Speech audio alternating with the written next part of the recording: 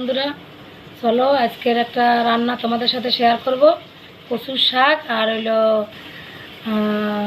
তোমার চিংড়ি মাছ দিয়ে শাপলা ভাজবো। চলো আমি কিভাবে ভাজি, কিভাবে রান্না করি। সব কড়াইতে মাছ ভাজাতে ইলিশ মাছের মাথা দিয়ে কিন্তু কচুর শাকটা করব। চুলাতে দেওয়া আছে, প্রায় হয়ে গেছে একদিক। চলো তাহলে দিচ্ছি বন্ধুরা, যে পাতাও দিয়ে দিচ্ছি সঙ্গে। একদিনে দিয়েছিলে কচুর শাক আর বাজার থেকে আনছিলাম আমি, ওগুলো পাতাও কিন্তু মিক্স করে দিই। পাতাটাই খাওয়া বেশি ভালো। এতটাই নিছি আমরা 4 জনের জন্য হয়ে যাবে। তোমাদের বেশি লাগলে বেশি, কম লাগলে কম কম বেশি করে নেবে। আর সাথে আছে তেজপাতা আর কালো জিরা ফোড়ন দেবো, কিন্তু জিরাও দেবো, শুকনো লঙ্কাও একটু দেবো। আর ইলিশ মাছের মাথায় যে ভাজিয়ে নিচ্ছি কিন্তু বন্ধুরা, আমি হয়ে গেছে, নামাই নেবো। আর শাপলা ভাজা করবো কিন্তু চিংড়ি মাছ দিয়ে। এই যে চিংড়ি মাছ, বড়ো চিংড়ি মাছ কিন্তু আমি হাত দিয়ে টিপতে নিচ্ছি, কারণ ওই ভাজা বা সবজি তরকারি করলে বড়ো চিংড়ি মাছও কিন্তু ভালো লাগে না। চিংড়ি মাছটা আলাদা গোটা কোনো ভুনা বা কোনো মালাই টাইপেরই ভালো লাগে না।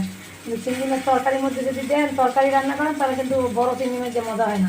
মাঝারি চিংড়ি মাছ হলে ভালো আছে। আমার অনেক বড়ো চিংড়ি মাছ, এই জন্য হাত দিয়ে টিপতে নিচ্ছি আমি 2টো চিংড়ি মাছ। আর এই জন্য শাপলা বন্ধুরা বাসা ছিল, এই যে অনেকদিন পর পাইছি পছন্দের জিনিস, এই তোমাদের সাথে শেয়ার করবো বন্ধুরা। পরে আরও ভিডিওতে দেখাবো আরও। এটা আমি কিন্তু উঠে গেলাম, আমি শাপলাটা খালি একটু কালারটা চেঞ্জ হয়েছে, জলটা দেখাই নেব, কারণ এটা নোনতা নোনতা হয়, খার এই জন্য একটু বাপাই নিতে হয়। এই দেখো আমি এখনই ডাইলে নেবো, পাশের চুলায় বাপাই নিচ্ছি, দেখাই দিলাম তোমাদের। চলো তাহলে মাছটা উঠাই নিই। ইলিশ মাছের মাথাটা উঠেই নিলাম, যেতেই কচু শাক বানাবো বন্ধুরা। তো আমারও খাওয়ার লোক নাই, ছোটো মাঝারি ধরেন ইলিশ মাছ মাথাটা দিয়ে বানাবো, তাই ওই দিব অতটা কচু শাক, ঠিক আছে আমাদের জন্য। একটু তেল দিয়ে দেবো, কিন্তু এই তেলের মধ্যে কালো কড়াইয়ের মধ্যে কচু শাকটা বানাবো বন্ধুরা। আর করে মাহাবো না, চুলাটা বন্ধ করে দিই, শাপলা আর করা যাবে না। এই জলটা আমি ঝরাই নিব একটা ঝুঁকি ফেলাইয়া। এইভাবেই কিন্তু শাপলাটা বেশি ভাবও দেওয়া যাবে না, এলে গলিয়ে দিবে। বন্ধ করে দিলাম চুলা একদম, আমি খালি সেঁকে নিব, দেখাই দিব না। চলো তাহলে আমি এখানে কচুর শাকের বা করি। কিছু জিরা দেবো বন্ধুরা এই কচুর শাকের জন্য, অল্প করেই। বন্ধই গেল চুলো বন্ধ।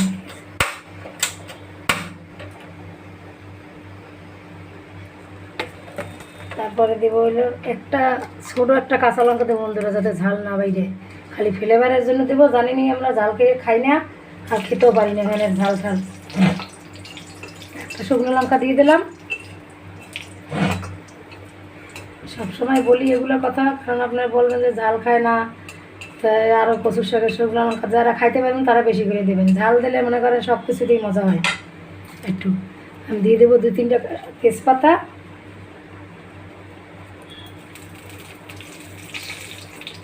কালো জিরা একটু পরেই দেবো, কারণ কালো জিরা হইতে টাইম লাগে না, খালি কালো জিরাও হয়। আমি এভাবেই দেবো আজকে ভাবছি। কালো জিরা দিয়ে দিলাম, আমার ডললে কিন্তু কালো জিরা দিয়েছি, ঘ্রানটা বের করিয়ে ব্যবহারে দিচ্ছি। এখন দিয়ে দিন কচুর শাকটা সেদ্ধ করে রাখছিলাম, দিয়ে দিলাম। কাঁচা লঙ্কা কিন্তু এখানেই আছে, যতটা বাইরেই যায় লাস্টের সাথে, যতটা বাইরেই আছে যাই। বাকি মশলাটাও দিয়ে দিই একবারে, দিয়ে দেবো একটু ধনিয়া পাউডার। ধনিয়া দিয়ে দিলাম, কিন্তু খালি উঠানোর সময় জিরার গুঁড়োটা দিয়েও দেবো। আরও রান্না আছে বন্ধুরা, আজকের ঘরে আছি বন্ধুরা, মন্দির কি যাওয়া না, এই জন্য রান্না করবো একটু। অনেক রকমের শাক সবজি বেশিটা পাইছিলাম, ওগুলো নিয়ে রাখছি ফ্রিজে, ওগুলো আর খাইতে হইবে না, নষ্ট হয়ে যাবে। এই জন্য আরও অনেক রকমের রান্না আছে, সবগুলো তো শেয়ার করা যায় না বন্ধুরা। যতটা আমি এই 2 ধরনের শেয়ার করবো তোমাদের সাথে, সেগুলো আমরা রান্না করে নেব পরে। একটু হলুদ লাগবে, হলুদের গুঁড়োটা আপনারা বুঝিয়ে দেবেন, কালার নিজেরা হলুদ আর ধনিয়ার গুঁড়া। আর বাকি দেখলে লবণ দিয়ে তো একটু সেদ্ধ করছি, অল্প দেবো, দেখতে দিতে হইবে। লবণটা বেশি হলেও খাওয়া যাবে না, আর কম হইলেও খাওয়া যাবে না। ফিরে এসে একটু পরে বন্ধুরা, এই দেখো কচুর শাকটাকে দেখে হয়ে গেছে। আমি কিন্তু পেঁয়াজ রসুন দিই না, মনে নাই কিন্তু। এই দেখো কড়াইতে ভাজতে নিয়েছি, হালকা একটু তেল দিয়ে পাশের চুলাতে কড়াইতে পেঁয়াজ রসুনটা ভাজতে নিয়েছি। এখন দিয়ে দিলাম, কিন্তু এই সময় ভুলে গেছিলাম। তোমরা কিন্তু পেঁয়াজ রসুন দেবে, কারণ আমি এটা পেঁয়াজ রসুন দিয়েই বানাচ্ছি আজকে। মিক্স করে দেবো না, মিক্স করে ফিরে এসে একটু পরে। কচুর শাকটা কিন্তু প্রায় হয়েই গেছে, অল্প টাইম আছে, আর একটু সময় লাগবে। এই যে আমি মাছের মাথা দিয়ে দিলাম, ইলিশ মাছের মাথাটা দিয়ে এটাকে ভাঙিয়ে দেবো। বেশি কাদাও বেরোলে আবার খেতেও পারে না, একটু যতটা ভাঙ্গে যায় লাগতে লাগতে ইচ্ছা করলে ভাঙ্গে দেবো না। ফিরে এসে একটু পরে আবার ইলিশ মাছ, তার জন্য কিন্তু জিরার গুঁড়োটা একটু কম পাবে, কাঁচা জিরে দেওয়া যায় একটু বাটা, মানে ইলিশ মাছের মধ্যে, ইলিশ মাছের তরকারিতে, কিন্তু কচুর শাকে বাটা লাগে না, সম্বরা বেশি বাটা বাটা তো লাগে না। আমি এই ভিতরেই বানাই বন্ধুরা, জানি না আপনারা কি ট্রাই করে দেখতে পারেন, আমাদের তো সবাই ভালো লাগে। ঠিক আছে, আর একটু পরেই একটু আর 2 মিনিট পরেই আমি দিয়ে দেবো। দুইটা রান্নাই কিন্তু আমার ফেভারেট, আপনাদেরও যদি কারো ফেভারেট খাইতে চায় জানেন, এখানে সবসময় মাছের বাজারে যাবো, একটা বাজারে গেছিলাম অনেক দূরে, 100 টাকা গাড়ি বেড়া বন্ধুরা, ওখানে যদি মাছ আনতে যাই, এই চিংড়ি মাছ, এই বড়ো বড়ো মাথার হিসেবে একই দোকানে আছে, আর মাছ আছে নানান রকমের অন্যান্য বড়ো বড়ো মাছ, তো কোনো মাছ পাইনি, আর চিংড়ি মাছের মাথার হিসেবে পাইনি, মাথার হিসেবে চিংড়ি মাছ দিয়ে কিন্তু সব ধরনের শাক সবজি রান্না করতে কিন্তু ভালো লাগে রান্না করলেও, আর ওর অতিরিক্ত বড়টা এগুলো খালি শুধু চিংড়ি মাছই রানতে হয়। তা আমার নাই, ওটাই আসলো, তাই শাপলা ভাজার জন্য একটু দিব অল্প করিয়া, ফিরে একটু পরে। কচুর শাকে কিন্তু তোমরা চিনি দিয়ে দিও, যারা চিনি খাইতে পারো, আমি কিন্তু সুগার ফ্রি দিয়ে দেবো, একটা ট্যাবলেট দিয়ে দিলাম সুগার ফ্রি, একজন কারণ সুগার আছে খাইতে পারবে না, চিনি দেবো, এই জন্য ব্রাউন সুগারও আছে ঘরে, চিনি আছে, আর এই সুগার ফ্রিও রাখি, কারণ যারা সুগার আছে চিনি খায় না, যাদের জন্য একটা সুগার ফ্রি ট্যাবলেট দিয়ে দিলাম, এটা কিন্তু খাইতে মিষ্টির মতনই হবে। একটু পরে আসছি, এটা একটু মিক্স করে আসি, আমি লামাই দেবো একটু পরেই। আমার কচুর শাক বন্ধুরা এভাবে কিন্তু রয়েছে, দেখুন একদম শুকনো শুকনো হয়ে গেছে, আমি একদম বাড়িতে উঠে দেবো। দুইটা রান্নাই আমি আজকে বাড়িতে পরিবেশন করবো, ছোটো ছোটো খালে অল্প রান্না আর শুকনো রান্না, এই জন্য অল্প কি আমাদের 4 জনের জন্য খুব, 4 জনের একদম হয়ে যাবে সব কিছু। মানে এইটা এই করেতেই আমি একটু খোলান দিয়ে নেবো, এইটাতেই আমি শাপলা ভাজি বসাবো বন্ধুরা।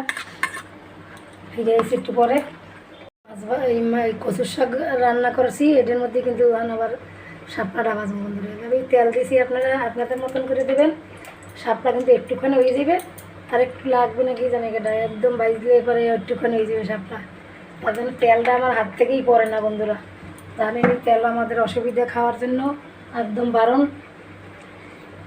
বাচ্চারা খাইবে তার জন্য দেওয়া লাগে, বাচ্চাদের জন্য।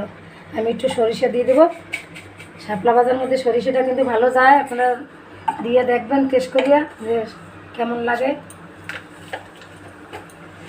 আমার কাছে ভালো লাগে। শাপলা যদি এই যে সরিষাটা ই করে নিলাম ফাটাইয়া, তারপর কিন্তু পেঁয়াজ রসুন দিয়ে দেবো আমি, পেঁয়াজ আর রসুন আছে, এটা না দিলেও আর পেঁয়াজ রসুন না দিলে কিন্তু আপনি সরিষা ফোড়ন দিয়ে চিংড়ি মাছ দিয়ে শাপলা ভাজা করা যায়। আবার যারা নিরামিষ খান আর নিরামিষ করতে চান, কোনো দিন তো আমরাও খাই নিরামিষ, এরাই তো আমাদের নিরামিষ হয়, তাহলে এরকম করে খালি সরিষা ফোড়ন দিয়ে শাপলা ভাজি করেন, দেখবেন সেই ওইটি খাওয়াই যায়। তো যদি চান নারকেল বাটা দিতে পারেন, আর সরিষা একটু বাটাও দিতে পারেন, মানে সবটাই তেল দিয়ে দিবেন না, কারণ আর কিছুর মধ্যে টেস্ট পড়বে না। আরও রান্না আছে, মাছ আলু দিয়ে রানবো, মেয়ের জন্য, মেয়ে স্কুলে গেছে,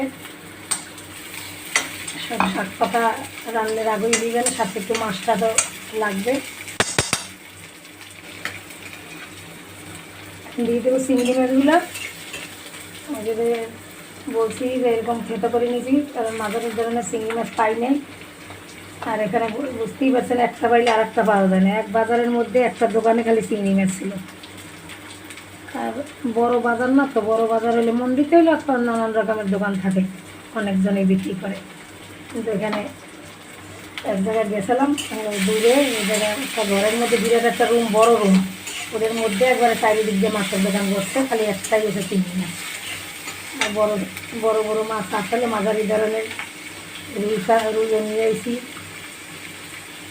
তোমাদের সাথে শেয়ার করলাম যে এই চিংড়ি মাছ আছে, ভিতরে দিচ্ছি টিকটার দিয়ে, সাতটার মধ্যে ভালো ওইখানে ভাজবে, আর বড় বড় চিংড়ি মাছ দিলে পরে ওই গোটা গোটা থাকবে, ওটা কিন্তু সবজির সাথে মিশবে না, তার জন্য আমি এগুলো করে দিলাম, তোমরা চাইলে গোটাও দিতে পারো কিন্তু বন্ধুরা। আমি শাপলাটা দিয়ে দেবো,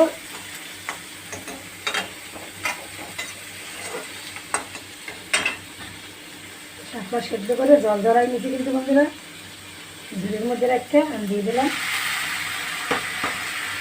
দিয়ে একটু কাঁচা লঙ্কা দিয়ে দেবো, সব কিছু দিয়ে দেবেন, হলুদ হলুদ দেবো,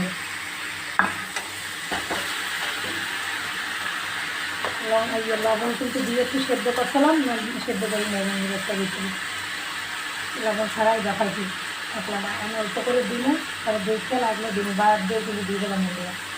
কারণ আমার হাত পাও সবসময় পরিষ্কার আমি রাখি, রান্নাবান্না করি, এই জন্য কেবল স্নান করি আইসি বন্ধুরা। আর রান্নার সময় 2 হাতেই লাগান লাগে কিন্তু আমি দিয়ে দেবো হলদি,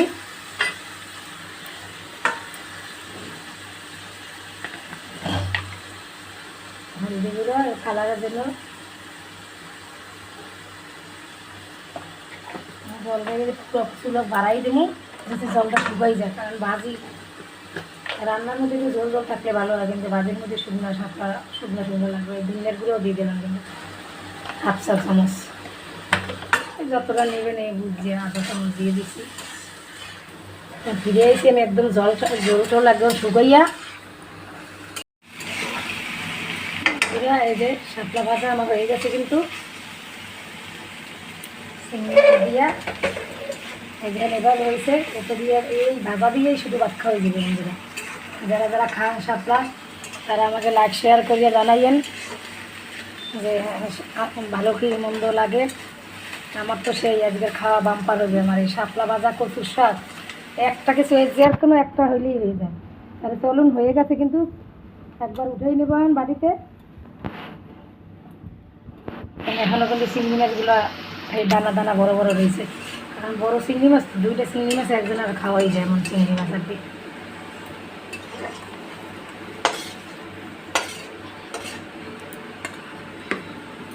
এতটা হয়েছে, আমি 1.5 কিলো শাপলা নিয়েছিলাম, এই অল্প একটু রাখতে দিয়েছি, প্রায় আধা কিলো হবে, কারণ পানি পানি এগুলো ওজন অনেক শাপলা এনে সেই জল।